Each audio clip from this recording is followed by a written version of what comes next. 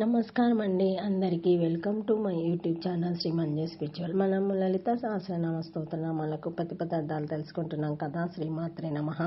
345 నామము క్షేత్రపాల సమర్చిత. ప్రతిపదార్థం క్షేత్రపాల, క్షేత్రపాలకులచే సమర్చిత, చక్కగా అర్చింపబడినది. శివుడు దారకాసుర వధకై కాళికాని సృష్టించాడు. ఆమె దారకుడిని సంహరించింది. కానీ ఆమె క్రోధాగ్ని చల్లారలేదు. ఆమె క్రోధాగ్ని వల్ల లోకాలని వ్యాకులమైనాయి.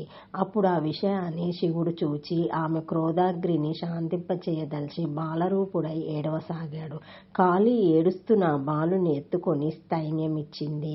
బాలరూపుడైన శంకరుడు స్థైర్యం ద్వారా ఆమె క్రోధాగ్ని అంతటిని తాగాడు. ఆ బాలుడినే క్షేత్రపాల శివుడు అంటారని లింగపురాణం నందు చెప్పబడింది. క్షేత్రం అంటే శరీరము, పాలకుడంటే శరీరాన్ని స్థావరంగా చేసుకున్న జీవుడు. ఆత్మజ్ఞానం కలవారి చేత అర్చింపబడుతున్నది కాబట్టి ఆ దేవి క్షేత్రపాల సమర్చిత అనబడుతుంది. క్షేత్రపాలుడు సకల భూతాలకు అధిపతి శివుడు. అతడిచే అర్చించబడున్నది. ప్రతి క్షేత్రంలోని క్షేత్రపాలకుడు ఒకడుంటాడు. అతని చేత అర్చింపబడేది కాబట్టి ఆ దేవి క్షేత్రపాల సమర్చిత అనబడుతుంది. క్షేత్రము యాగశాల, దానిని పాలించేవాడు క్షేత్రపాలకుడు. అతనిచే పూజింపబడే ఆ దేవి 343వ నామంలో క్షేత్రజ్ఞ పాలిని శ్రీమాత. క్షేత్రాన్ని క్షేత్రజ్ఞుని పాలిస్తున్నదని చెప్పుకున్నాము.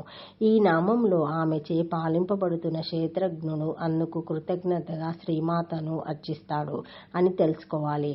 శ్రీమాత జీవుడి జీవత్వాన్ని పోగొట్టి ముక్తినిస్తుంది. దేవాలయంలోని క్షేత్రపాలులను పాలించేది పరమేశ్వరియే. దేవాలయంలో స్వామిని దర్శించడానికి ముందుగా క్షేత్రపాలుని దర్శించి ఆయన అనుగ్రహాన్ని పొంది స్వామిని దర్శించాలి. ఈ విధంగా దేవాలయం అనే క్షేత్రాన్ని జీవుడు రక్షించుకుంటూ పరమాత్మను సేవిస్తూ ఉంటాడు. క్షేత్రపాలుల రూపంలో ఉన్నది పరమేశ్వరియే. క్షేత్రపాలకులకు సంబంధించిన బీజాక్షరాలు 2 ఉన్నాయి. క్షం, భైం, రక్షాకరి. రక్షాసగ్ని పేర్లతో పిలువబడే అమ్మవారు క్షం బీజాక్షరంతో ఉచ్చరింపబడి ఆహ్వానం కావించబడుతుంది.